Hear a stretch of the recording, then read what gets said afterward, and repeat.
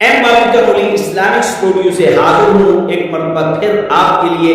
M بابو تنولی آپ کے لیے آپ کی زندگی میں روز مرہ پیش آنے والے مسائل لے کر حاضر ہوتا ہے۔ تو آج کا مسئلہ یہ ہے کہ شکرانے کے نوافل کی تعداد کتنی ہوگی اور کس وقت پڑھیں گے۔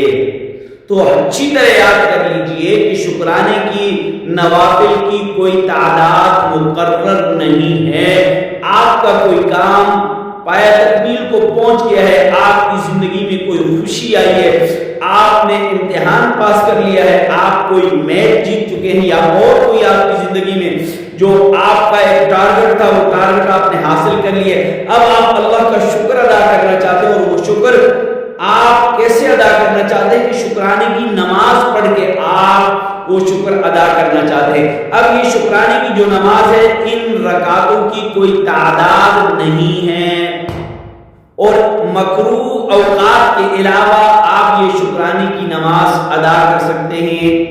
مکروہ اوقات کے علاوہ آپ یہ شکرانے کی نماز ادا کر سکتے ہیں۔ مکروہ اوقات کون سے ہوتے ہیں؟ جس وقت سورج طلوع ہوتا ہے، زوال پذیر ہوتا ہے یا غروب ہوتا ہے۔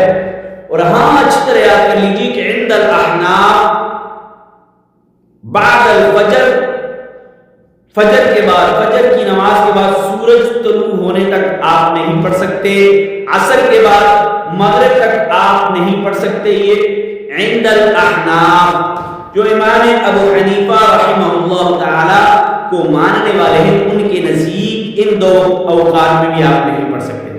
اگر آپ چاہتے ہیں کہ روزانہ اس طرح مسائل آپ کو ملے، ہندکوز ایم بابو تنولی اسلامک اسٹوڈیو ضرور سبسکرائب کریں، آپ کو روزانہ اس طرح کی ویڈیو ملیں گی۔ السلام علیکم۔